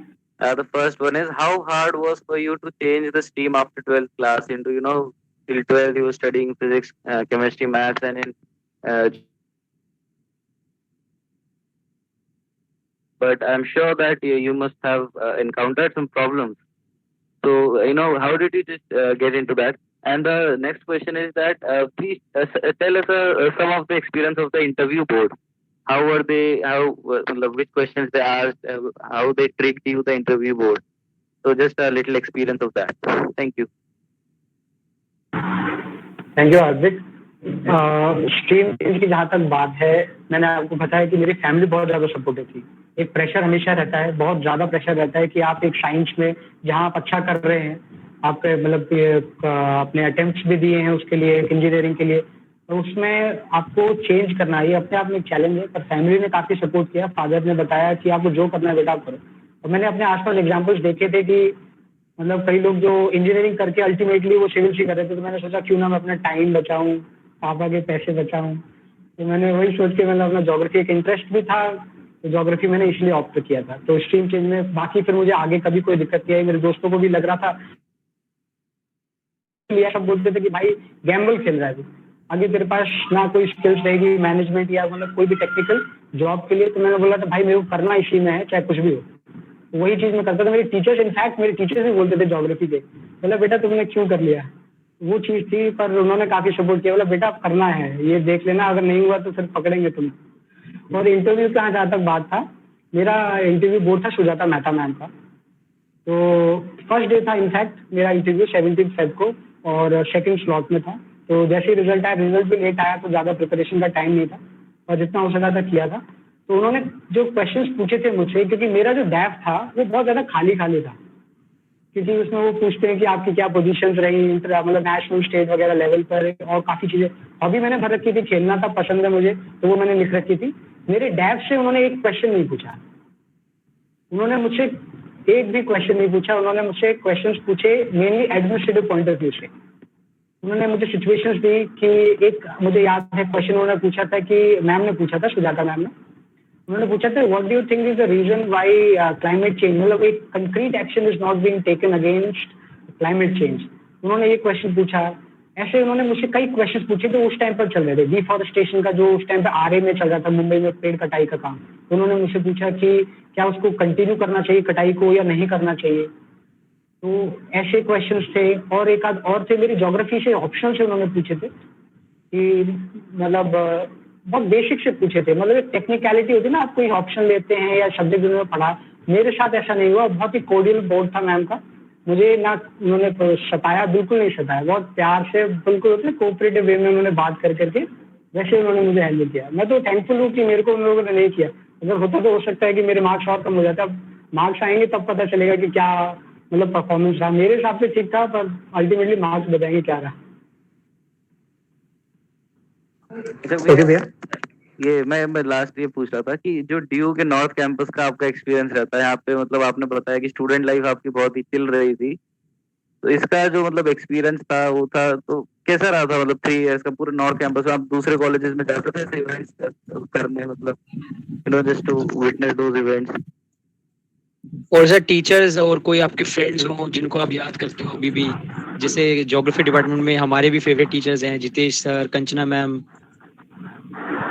देखो, teachers और friends की बात है, उनसे मैं, मेरे कई ऐसे दोस्त हैं जिनसे रेगुलरली अभी भी टच में हूँ, बात होती है अभी भी बहुत ज़्यादा, मतलब उनके अलावा पुराने ज़्यादा कॉन्टेक्ट में नहीं है।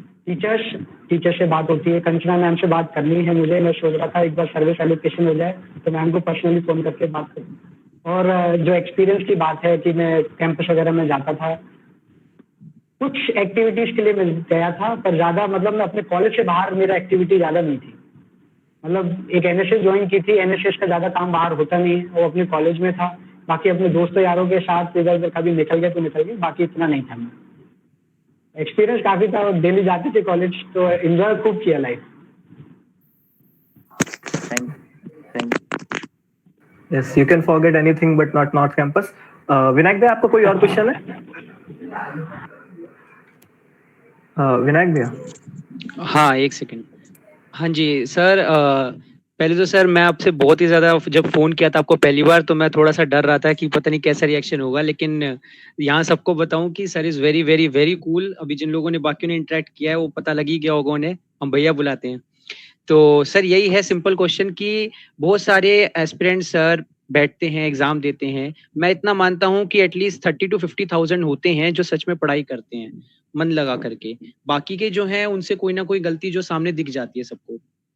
आपने सर बाकियों से ऐसा क्या अलग किया जिससे आपको लगता है कि आप एग्जाम को क्लियर कर सके, और आपके कुछ फ्रेंड्स जिन्होंने आपके ही जितना मेहनत किया था और शायद वो इस बार रह गए?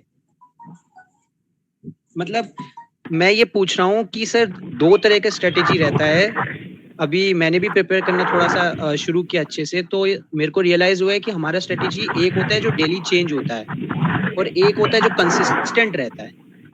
तो ये 2 स्ट्रेटेजी सर अपनी आप बताइए। और दूसरा जो मेरा पहला क्वेश्चन था कि आपने क्या अलग किया? देखो, एक जो पहले मैं थॉट पे बात करूँगा, आपने बोला कि हमारे दिमाग में थॉट आता है कि इतने बच्चे बैठ रहे हैं, इतने क्वालिफाई करेंगे। कई बार तो ये थॉट आ जाता है कि प्रीलिम्स के पेपर देने जा रहे हैं तो इस सेंटर में से एक ही क्वालिफाई होगा, ऐसे भी थॉट्स आने लग जाते। तो मैं यही चीज़ आपको बताना चाहूँगा कि ऐसे थॉट्स को कभी मत लेके आओ, क्योंकि ये क्या है कि एक फियर पैदा करता है। आदमी का जो परफॉर्मेंस है ना, वो उसको अंडरमाइन करता है, उसको नीचे लेके जाता है। तो ये कभी मत सोचना। बस आपको, मतलब मैंने तो यही सोचा था मेनली अपने सेकंड अटेम्प्ट में, मेरे को सिर्फ एक ही है एक ही चाहिए, प्रीलिम्स में भी एक ही शीट चाहिए, आगे मेंस के लिए उसके बाद भी एक ही चाहिए, फाइनल लिस्ट में भी एक ही चाहिए।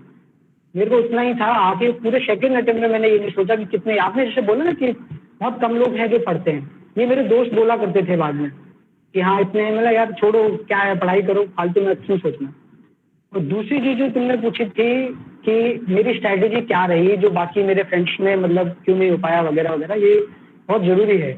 मैं अपनी एक बोलते ना आइडियल स्ट्रैटेजी जिसकी मैं अभी बात कर रहा था, मैं हमेशा हाई रखता था कि मुझे इतना करना है, मतलब मेरी कैपेसिटी से हमेशा ज्यादा, कि अगर मैं एक चैप्टर कर सकता हूँ तो मैं लिखता था 2 चैप्टर, क्योंकि मुझे पता था कि मैं कर कभी नहीं पाऊंगा उसे। तो मैं हमेशा 2 लिखता था कि एक बढ़ाकर कि मैं उससे कम ही करूंगा और मुझे पता रहेगा कि हाँ मुझे इतना करना है। तो जैसे तुम्हारा है, कई लोग कर पाते, मैं नहीं कर पाता था भाई, फ्रेंकली नहीं कर पाता था जो लिखता था। तो इसलिए मैं हमेशा ज्यादा लिखता था। अपना जैसे प्लानिंग चलता है इकोनॉमिक्स में, कैसे चलता है 5 ईयर प्लान, उसमें वो गोल रखते हैं इतना, हमेशा उसके नीचे जाते हैं। तो ऐसा मैं रखता था, तो कोशिश करता था कंसिस्टेंसी मेंटेन रखना। वो मैंने किया, कंसिस्टेंसी मेंटेन करके रखता था मैं प्रॉपर। तो यही चीज है भाई। थैंक यू भैया, मुझे अच्छा लगा आप जैसे एक्सप्लेन कर रहे हैं 5 ईयर प्लान का एग्जांपल लेके। Okay, next question is thank you sir. Next question is from Neha. Neha, please ask your question. Hello, Bhaiya. Congratulations for being selected for a bureaucrat. Bhaiya, my question is that कि काफी लोग बोलते हैं कि always have a backup career option beside the UPSC. तो क्या ये चीज सही है या गलत है, आप बताएं। जो बैकअप का जो इशू है, अगर आप सर्टेन है कि मुझे सिर्फ सिविल सर्विसेज में जाना है तो आप फुल फ्लेजेड सिविल्स की तैयारी कर सकते हैं। अगर कहीं भी आपके अगर 1% 2% भी अगर आपके दिमाग में ये थॉट आती है कि मैं नहीं कर पाया या नहीं कर पाई तो आगे क्या करना, उस केस में मैं रिकमेंड करूंगा कि एक बैकअप रख के चलना अच्छा रहता है। क्योंकि मैं अभी देख रहा हूँ कई कॉन्टैक्ट में आ भी जाते हैं जब आप प्रिपेयर करते हैं कि 4 अटेम्प्ट हो गए, 5 अटेम्प्ट हो गए, उसके बाद वो लोग रियलाइज करते हैं कि काश हम लोग मास्टर्स कर लेते या कोई प्रोफेशनल कोर्स कर लेते तो कम से कम आज हम ये स्थिति में तो ना होते। तो अगर आप सर्टेन हैं तो फुल्ली आप सिविल सर्विसेज में जाएं। अगर कहीं भी आपको डाउट है तो आप बैकअप रखना चाहिए। ओके भैया, मेरा नेक्स्ट क्वेश्चन है कि सेल्फ स्टडी करते हुए हम आंसर राइटिंग की प्रैक्टिस कैसे करें। I think this answer एक मिनट भैया, answer writing question is also from Akhilesh भैया। अखिलेश भैया आप भी अपना क्वेश्चन पूछ लीजिए। हेलो भैया। भैया मेरा क्वेश्चन है कि आंसर राइटिंग प्रैक्टिस कैसे करनी चाहिए, आपकी स्ट्रेटेजी क्या थी और हमें ये कब से स्टार्ट करना चाहिए, मतलब हमें मतलब प्रिपरेशन से पहले स्टार्ट कर देना चाहिए या थोड़ा प्रिपेयर करने के बाद करना चाहिए, पहले फाउंडेशन बन जाए उसके बाद करें, तो ये कैसे करना चाहिए और उसे कैसे इवैल्यूएट करेंगे, सही आंसर वगैरह कैसे मिलेगा, आपकी स्ट्रेटेजी क्या थी इस बारे में। मैंने शुरुआत में जब बताया था कि मैंने कोचिंग क्यों ज्वाइन की थी, उसमें एक कारण था आंसर राइटिंग का। मुझे ज़्यादा आइडिया नहीं था आंसर राइटिंग कैसे करना है, उसको इवैल्यूएट कौन करेगा, तो उन चीज़ों की वजह से मैंने वो ज्वाइन की थी। बाकी दूसरा जो चीज़ है कि कब करना चाहिए आंसर राइटिंग, जब तक आपका एक पर्टिकुलर टॉपिक कवर नहीं होता है तो कोई पॉइंट नहीं है आंसर राइटिंग शुरू करने का। जैसे आपने एक पर्टिकुलर सब्जेक्ट उठाया, ज्योग्राफी उठाया या कोई भी उठाया, अगर उसका एक पर्टिकुलर मॉड्यूल कंप्लीट हो गया है तो आपके पास प्रीवियस ईयर क्वेश्चंस की एक बुकलेट आती है टॉपिक वाइज, यूपीएससी के मेंस की या मेंस की मिली आंसर राइटिंग के लिए। तो उसके क्वेश्चंस आप, जैसे आपने हिस्ट्री का मॉडर्न का एक पार्ट कंप्लीट कर लिया तो आप उसके आंसर्स लिख सकते हैं, आप खुद देख सकते हैं, आप अपने दोस्तों को दिखा सकते हैं कि किस तरीके के हैं। दूसरी जो एक और इम्पोर्टेंट चीज आप कर सकते हैं वो है कि आप ना टॉपर्स की आंसर शीट्स को डाउनलोड करके देख सकते हैं। विजन की वेबसाइट पर, जीएस स्कोर की वेबसाइट पर आपको टॉपर्स की आंसर शीट्स आपको पूरी कॉपीज मिल जाएंगी। आपको वो आइडिया बताने के लिए कि किस तरीके से क्वेश्चन को अप्रोच करना है।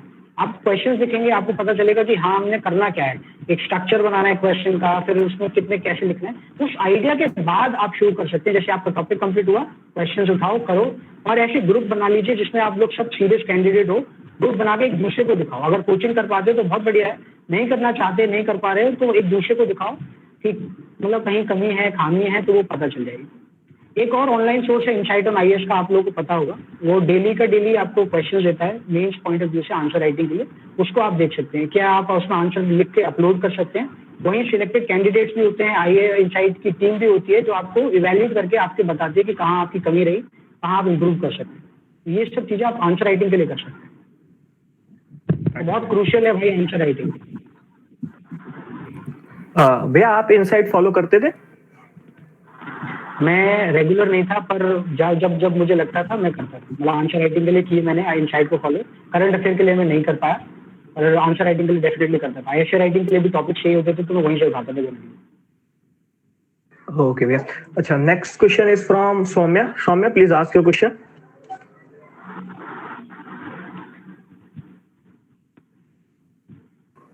Saumya, are you there?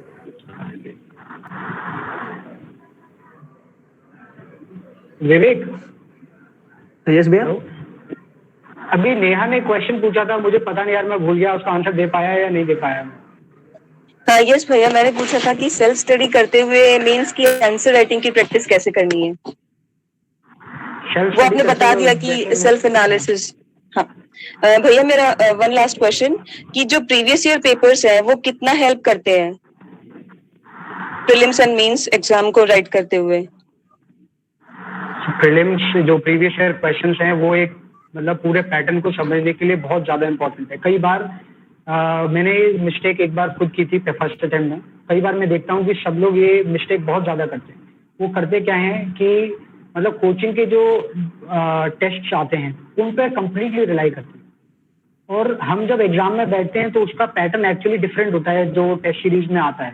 तो कोशिश क्या करनी चाहिए कि टेस्ट सीरीज जरूर करें, पर बीच बीच में ना पेपर जो हैं यूपीएससी के प्रीवियस पेपर्स, प्रीलिम्स के और मेंस के, दोनों को बीच बीच में देखना चाहिए, ताकि आपको एक फील आती रहे, एक पता चलता रहे कि किस पैटर्न पे वो पूछ रहा है, हम उसी पाथ पे जा रहे हैं कि नहीं जा रहे हैं, या कहीं भटक तो नहीं रहे। तो उसको जरूर देखना। तो पेपर आप रेगुलरली देखते रहें बीच बीच में, जब भी आपको टाइम मिले, सिलेबस के साथ।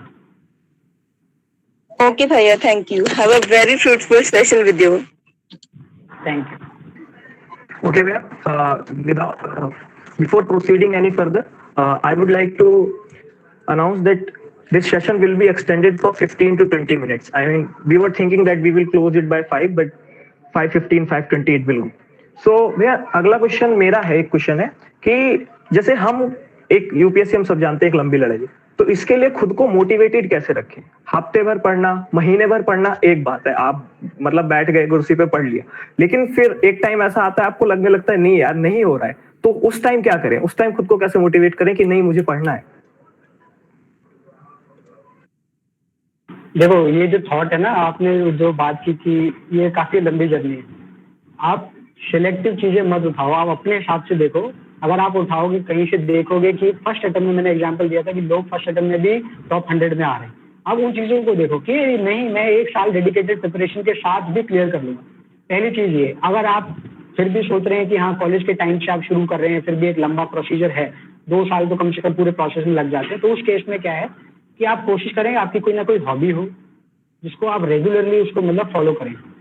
मेरे केस में मैं खेलना बहुत पसंद करता हूँ। मैं पढ़ाई छोड़ सकता हूँ, खेल नहीं छोड़ सकता। डेली का मेरा था कि मैं मतलब एक टाइम फिक्स था, मैं अपने दोस्तों के साथ खेलने जाता था। उससे क्या है कि आप एक रिफ्रेश हो जाते हैं और आप ना कंटिन्यू कर सकते हैं। मतलब जब दोबारा खेल के आते हैं, जब अपने हॉबी को करके आते हैं, तो आपको वही एनर्जी दोबारा से आ जाती है। आपके अंदर एक वो जो होता है ना कि आप थकावट, वो हट जाती है। और साथ ही साथ क्या करना है, अपने दोस्तों के साथ कॉन्टैक्ट बना के रखें। दोस्त ऐसे जो कि आपको बूस्ट करते हैं, जो आपको नीचे मतलब बोलते हैं नेगेटिविटी से दूर रहें। ऐसे दोस्त आपको हमेशा सपोर्ट करते हैं, उनसे बात करते रहिए। फैमिली तो भाई रेगुलरली बात करनी चाहिए, क्योंकि बहुत ज़्यादा कई बार ऐसा लगता है कि नहीं हो पा रहा है, ऐसा थॉट हमेशा आता है, कई बार आता है बीच बीच में। तो उसको खत्म करने के लिए यही करें, दोस्तों से बात करें, एक दूसरे को झूठ मूठ की वो दें कि भाई तेरा होगा, अरे तू करेगा भाई, ऐसे करके दूर। Okay, Soumya, please ask your question.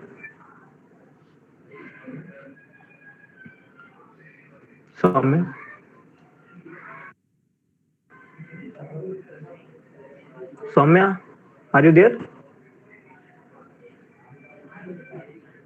I think there is some problem with Soumya. Okay, there is one question which Rasmi wants to ask. The question is कि वो पूछना चाहते हैं कि भैया जैसे आपने फर्स्ट अटेम्प्ट के बाद जब सेकंड अटेम्प्ट दिया, तो आपने क्या क्या चीजें अलग की फर्स्ट अटेम्प्ट से? मतलब क्या क्या आपको लगता है कि जो चीजें आपने नहीं किया है, जो कमियां फर्स्ट अटेम्प्ट में रह गई, जिसे आपने सेकंड अटेम्प्ट में पूरा किया, वो क्या थी? फर्स्ट अटेम्प्ट में और जो चेंजेस मैंने किए, पहला चेंज था कि मैंने ये सोचना ही छोड़ दिया था कि मेरे लिए कोई कंपटीशन है। ये सोचना छोड़ दिया था कि इतने लाख बैठेंगे, इसमें से इतने सिलेक्ट होंगे, ये सब छोड़ना बंद कर दिया था। मैंने सोचना शुरू किया था मेरा होगा, मैं करूंगा। ये चीज़ मैंने, ये पहली चीज़ ये की थी। दूसरी चीज़ जो की थी उसमें वो था कि आंसर राइटिंग और नोट मेकिंग। हाँ, नोट मेकिंग मैंने शुरू किया था, फर्स्ट अटेम्प्ट में नहीं किया था, सेकंड अटेम्प्ट में मैंने एक्सटेंसिवली नोट मेकिंग पूरा मतलब नोट्स बनाए प्रॉपर हर टॉपिक के हिसाब से। और फिर रिवीजन जो था, फर्स्ट अटेम्प्ट में रिवीजन बहुत इरेगुलर था मेरा, और सेकंड अटेम्प्ट में मैंने कोशिश की कि उसको जितना ज़्यादा हो सके उसको रेगुलर करूँ। टाइम डेली में ज़रूर निकालता था रिवीजन के लिए। तो एक रिवीजन था, फिर आंसर राइटिंग की मैंने प्रैक्टिस की। और क्योंकि मेरा पहले अटेम्प्ट में प्रीलिम्स नहीं हुआ था, तो उस केस में मैंने ये किया था कि प्रीलिम्स से बहुत एक्सक्लूसिवली 2-3 महीने का मैंने टाइम देकर टेस्ट उठाए थे, उनको मैं रिवीजन बहुत अच्छे से करता था। मतलब बहुत बोलते ना कि पूरे पेपर को आगे से लेके पीछे तक हर क्वेश्चन जो मुझसे नहीं हुआ, जो गलत हुआ, जिसमें डाउट था, उसको काफी अच्छी तरीके से पढ़ता था, उसको मैं लिखता भी था। अलग से प्रीलिम्स की भी मैंने नोटबुक बना ली थी। ये सारे चेंजेस मैंने किए थे फर्स्ट और सेकंड अटेम्प्ट के बीच। अच्छा भैया, अच्छा मेरे कुछ क्वेश्चंस हैं मतलब स्ट्रेटेजी रिगार्डिंग।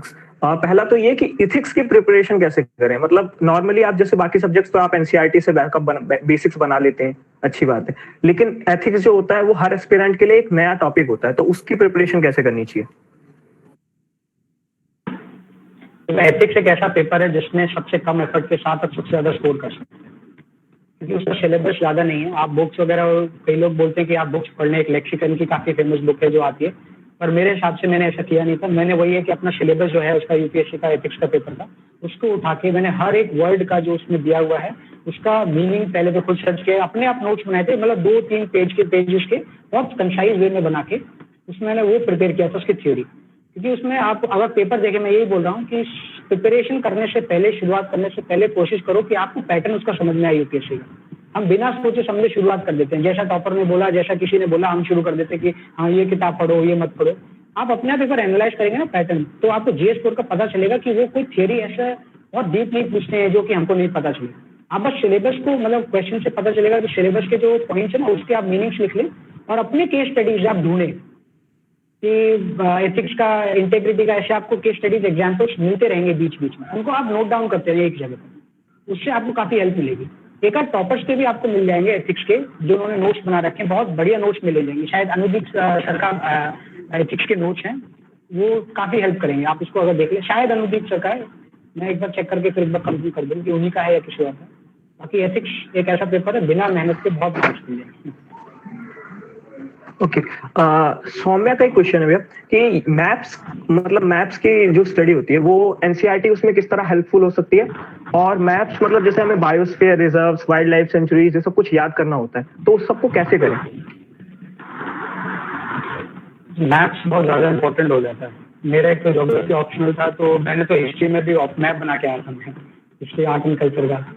तो उसमें क्या है कि देखो, आप पूछ रहे हो कि एनसीईआरटी से कैसे हेल्प होगी, तो जो ज्योग्राफी की 11th की जो एनसीईआरटीज हैं, 11th और 12th दोनों की एनसीईआरटीज हैं, 11th ज्योग्राफी की, तो उसमें आप कोशिश करेंगे, आप जब भी कोई चैप्टर पढ़ रहे हैं, चाहे वो ज्योग्राफी हो या हिस्ट्री, कोई भी हो, जब भी आप कोई चीज पढ़ रहे हैं, कोई जगह का नाम आता है, आप कोशिश करो उसी को उसी टाइम पर आप मैप पे लोकेट करो। और जो बेसिक्स है ना, जैसे इंडिया का मैप है, उसका एक रफ आप बना लो, मतलब 30-40 सेकंड में उसको आसानी से जितना जल्दी हो सके बना लो, क्योंकि कई बार होता है कि क्वेश्चन में मैप बनाने से एक बहुत मतलब अच्छा इम्पैक्ट पड़ता है। एग्जाम में देखता है कि हाँ इसको अंडरस्टैंडिंग है कम से कम बेसिक, तो उससे कर सकते हो। ड्रेनेज का जो चैप्टर है फॉर एग्जाम्पल, उसमें जो भी नदियाँ आ रही हैं उसको आप मैप पे देखो उसी टाइम, उसको छोड़ो मत। पढ़ने से कुछ नहीं होगा, जितना विजुअलाइज करोगे ना उतना ज़्यादा आपके मतलब काम करेगा। मैप देखिए बहुत ही ज़्यादा इंपॉर्टेंट। आप चाहो किसी भी क्वेश्चन में, किसी नहीं ऑब्वियसली, जहाँ जितना हो सकते पॉसिबिलिटी जहाँ डाल सकते, बहुत अच्छा मार्क्स फेच करते हैं maps. Okay, maps are the key. तो भैया एक क्वेश्चन मेरा ये था कि सिलेक्शन ऑफ बुक्स कैसे करें। मतलब हमारे पास हर सब्जेक्ट के लिए बहुत सारे ऑप्शंस अवेलेबल है मार्केट में, तो कैसे आपने मतलब कैसे बुक्स को सिलेक्ट किया, ये कैसे सिलेक्ट किया कि कौन सी मैगजीन पढ़नी है या कौन सा न्यूज़पेपर पढ़ना है, ये कैसे सिलेक्ट करें। जहाँ तक बुक्स की बात है, कोशिश करो कि जितना कम हो सके उतनी बुक्स रखो। एक टॉपिक के लिए मैक्स 1 या 2, आपको सब मिल जाएगी। जैसे हिस्ट्री के लिए आपको कई, या तो आप बिपिन चंद्रा पढ़ लो या स्पेक्ट्रम पढ़ लो, कोशिश करो कि जो उठाओ उसी को ऑल थ्रू आउट पढ़ो, जितना रिवीजन उस बुक का हो सके उतना करना। तो keep the minimum books to the minimum, ये मतलब रखना ध्यान। और न्यूज़पेपर की बात है तो कुछ लोग हिंदू पढ़ते हैं, कुछ लोग इंडियन एक्सप्रेस पढ़ते हैं। मेरे हिसाब से दोनों में से आप कोई भी एक पढ़ सकते हैं, तो उसकी कोई ज़्यादा इशू नहीं है। मटेरियल जितना हो सके उतना कम रखना, क्योंकि कोई फायदा नहीं है, कोचिंग वाले अपना निकाल देते हैं। हर एक टॉपिक का एक या 2 मैच उतना रख के उसी को बार बार रिवाइज करो।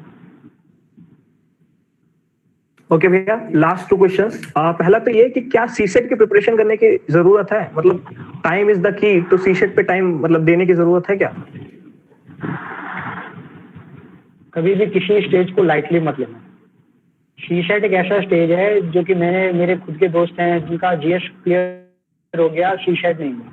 तो सीसेट को अगर जैसे होता है ना कि आपका अगर साइंस बैकग्राउंड है तो आप साइंस बैकग्राउंड है, थोड़ा सा इंग्लिश बैकग्राउंड है, तो आपके लिए थोड़ा सा कंपेरेटिवली ईजियर हो जाता है उसको मतलब मिनिमम मार्क्स लाना। तो उतना अगर आपका है तो कुछ प्रैक्टिस जरूर करें ताकि आपको पता चले कि हाँ मेरा हो रहा है कि नहीं हो रहा। अगर नहीं हो रहा है वो तो फिर आप थोड़ा बहुत प्रिपेयर जरूर करें, क्योंकि एक भी स्टेज में आप कहीं भी लुढ़के तो आपका पूरा का पूरा साल खराब हो जाएगा। तो किसी स्टेज को लाइटली मत लेना, ना प्रीलिम्स ना सीसेट। सीसेट को बहुत लोग लाइटली लेते हैं क्योंकि 66 मार्क्स लेके आने होते हैं, सोचते हैं कि ऐसे तो हो ही जाएगा, हम वो मत करना, कभी लाइटली मत लेना। Okay, Soumya has some questions. Soumya asked that how can we analyze previous year question? Mostly toppers usually say that analyze them, but how can we if didn't even know more about topic at the initial stage? मतलब previous year के exams को कैसे analyse करें अगर हमें उसकी basic knowledge भी नहीं है तो? एनालिसिस के 2 मेन वो चीजें।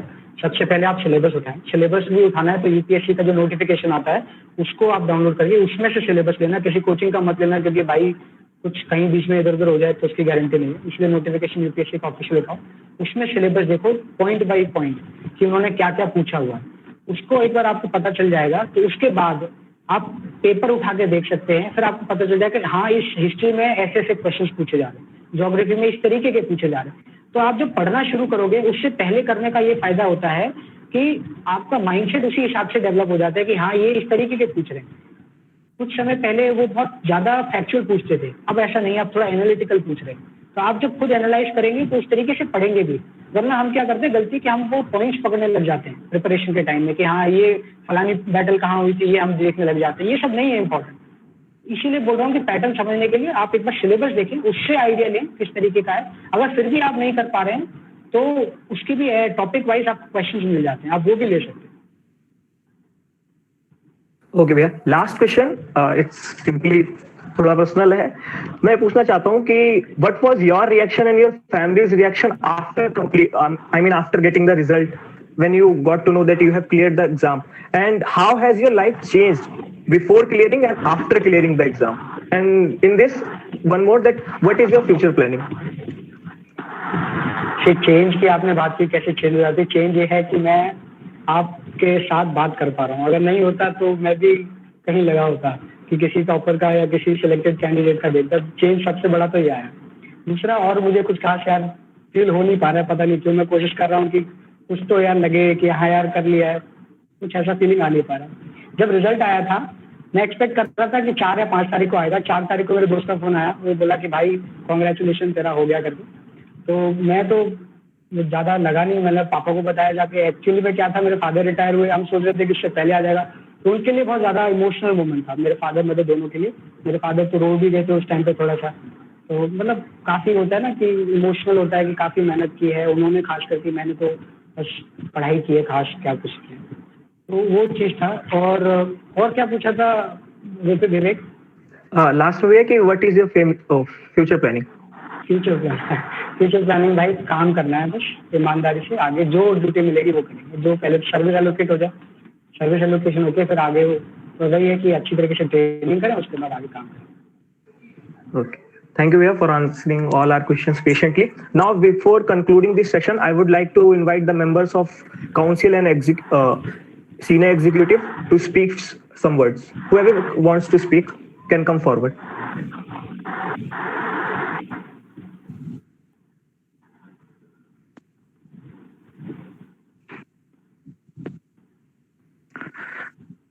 थैंक्स अ लॉट तिगम भैया, बहुत अच्छा लगा। सारे हमारे एग्जीक्यूटिव्स का this was the first session. Actually, we just passed. The results just came a few days back only, and we are in the 3rd year, and the juniors are in the 2nd year now. तो ये उनका पहला session था। Everyone was really excited, and ये इसका जो खुशी हमारी और ज़्यादा बढ़ गई कि हमारे ही सीनियर जो ज्यादा देर पहले भी पास आउट नहीं हुआ है वो हमसे इंटरेक्ट कर रहा है, तो एक अलग ही मोटिवेशन रहेगा इन सारे हमारे एग्जीक्यूटिव्स का। और आपने जो सजेशंस दी हमें सोसाइटी को वो करने के लिए कि हमें एक पॉजिटिव एटमॉस्फेयर बना के एक दूसरे को सपोर्ट करना है, we will surely implement this. And I also request you कि फ्यूचर में भी हमें आपकी कोई गाइडेंस की जरूरत हो तो आप अवेलेबल रहें या वो करें, थोड़ा हेल्प करिए, क्योंकि बहुत अच्छा लगता है कि हम जी जी हार्दिक नंबर मेरा है, आप शेयर करना चाहें शेयर करिए। मैं तो आप बोल रहे हो कि हम लोग थोड़े से नर्वस थे, नर्वस ज्यादा मैं था क्योंकि आप लोगों ने कई बार किया हुआ, मेरा फर्स्ट टाइम इंटरेक्शन है किसी के साथ। मैं कोशिश कर रहा था कि मैं सही जवाब दे पाऊँ, कोशिश की है भाई, पता नहीं कैसा हुआ है जी। तो नहीं बहुत कभी भी आगे भी लगता है, कभी भी लगता है कुछ लगता है तो फोन नंबर है, आप मुझसे कभी भी कांटेक्ट कर सकते हैं, कोई इशू नहीं। बिल्कुल, thanks a lot. Okay, so now it's time to conclude this session. So I would like to thank Mr. Tikam Singh Verma for coming here, giving us his precious time and sharing his experience and knowledge with us all. I would like to thank Kartavya for organizing this session. I would like to thank everyone for attending this session. और अब मैं इस session का अंत बशीर बद्र के एक शेर के साथ करना चाहूंगा।